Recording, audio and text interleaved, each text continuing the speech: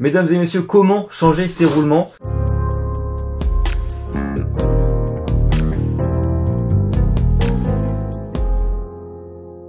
On va se poser une question, c'est quand est-ce qu'il faut changer ses roulements? Tu vois, ça s'entend. Lui, il est correct. Lui, il est chelou. Plus ça fait crrrr, plus ça veut dire qu'il est encrassé. Alors que lui, il est assez fluide, mais il tourne pas beaucoup. Ok?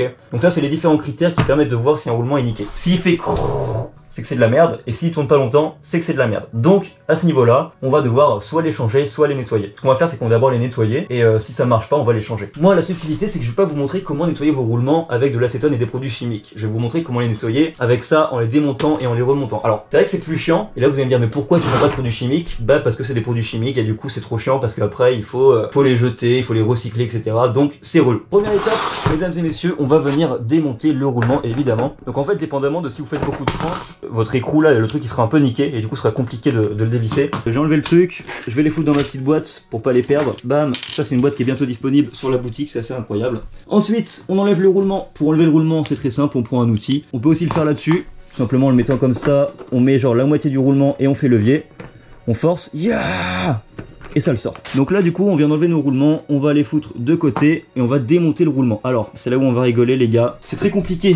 Il faut prendre un schlass et en fait vous voyez il y a un petit truc en caoutchouc dessus là. En fait on va venir tout simplement appuyer et se démerder pour le sortir. Tac, on l'enlève, après ça se soulève et on l'enlève délicatement et tout est bon dans le cochon. Et donc là du coup le but ça va être d'enlever les petits machins en caoutchouc comme ça pour pouvoir nettoyer les roulements. Alors prenez pas un cure-dent, ça marche pas parce que le cure-dent il est trop fragile, vous allez le péter. Prenez une aiguille à coudre, c'est cool une aiguille à coudre, ça marche bien. Prenez vraiment des trucs, aïe, pointu et fin, et vous le mettez pas dans le doigt comme je viens de faire parce que ça fait mal. Alors là du coup c'est l'avantage en fait de prendre de l'acétone. L'acétone, tu trempes tes roulements, tu les démontes pas, tu t'en bats les couilles. Maintenant je vais montrer un peu comment faire pour retirer ce truc là. Donc là c'est pareil, on va juste reprendre le schlass ou un truc pointu et on va appuyer en fait sur la couronne. La couronne c'est le petit truc en plastique, on pousse juste d'un côté, ça sort ici. Alors vous pouvez tirer dessus, les billes sortiront pas parce que les billes sont tout simplement coincées avec la partie centrale. Ok, tac, on fout tout de côté bien évidemment, encore une fois juste sur cette magnifique boîte. Comment on fait pour enlever les billes? C'est super simple en fait, il suffit de reprendre encore une fois une petite pointe et de mettre toutes les billes d'un côté. Voilà, là toutes les billes sont du même côté et là on a juste à basculer. Alors mettez bien votre main en dessous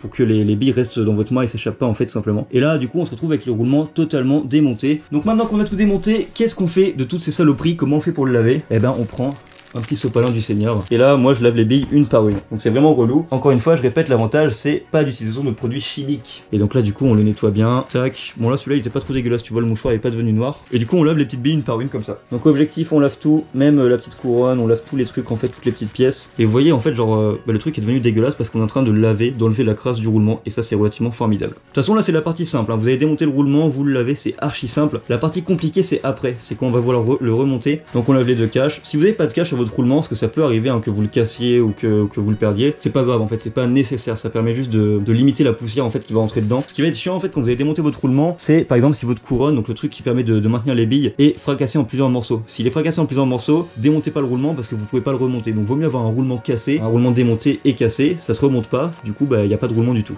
Du coup tout a été nettoyé avec succès comme vous pouvez le constater, tout est propre, tout est beau. Maintenant on va remonter le roulement et vous allez voir que si vous connaissez pas l'astuce, si vous connaissez pas le secret du maître, c'est pas possible. Donc on va prendre un rouleau de scotch et le but en fait c'est de recouvrir l'entièreté du truc. Alors en général avec un truc de scotch ça suffit pas, qu'une largeur de scotch est plus petit que le diamètre du roulement. Le but en fait c'est simplement d'avoir un truc en fait où les billes ne pourront pas passer. On va venir simplement prendre les billes une par une et les foutre à l'intérieur du bordel. Et là le secret ultime ça va être de réussir à aligner les billes. On peut s'aider avec la pointe évidemment qu'on a au préalable prise. Une fois qu'on a fait ça, on va venir prendre le truc qui va au milieu, l'incliner comme ça et le poser. Une fois que ça c'est fait, on va pouvoir le poser par terre et il va falloir prendre notre ami le schlass et tout simplement foutre les billes assez séparées parce que sur la couronne en fait les billes sont pas toutes collées, donc il va falloir réussir à tout séparer, à tout espacer pour pouvoir mettre notre couronne. Ok, le but c'est de mettre une bille après de ce côté là, comme ça après ça permet que le roulement soit fixé et après à l'aide de notre petit couteau, de notre petite pointe, on va pouvoir espacer les billes de manière à remettre la couronne après. Donc c'est plus ou moins après en appuyant ça va se mettre. Donc là vous voyez j'ai atteint quelque chose d'assez correct. En bas les trucs sont mis. Ensuite on va pouvoir enlever le scotch. Une fois qu'on enlève le scotch, après on peut à l'aide de notre pointe déplacer les billes pour pouvoir les aligner directement dans les parties où en fait elles sont censées aller quoi tout simplement. Et on appuie et petit à petit ça va venir se glisser une par une. On appuie bien, on met bien les billes comme il faut et là le roulement est de retour. et maintenant il tourne super bien. Donc là vous venez de nettoyer votre roulement sans acétone, sans produits chimiques, mais je répète, le problème c'est que c'est méga galère parce que j'ai galéré à le remettre, même en ayant la technique c'est compliqué et c'est super long en fait, c'est ça le problème. Le point positif, le point principal, c'est que vous n'utilisez pas d'acétone de produits chimiques, donc si même vous en avez pas tout simplement et que vous voulez pas en acheter, c'est une super alternative. Et moi c'est comme ça que je fais personnellement, c'est super long, mais voilà, je le fais pas non plus tous les jours, donc voilà la petite astuce.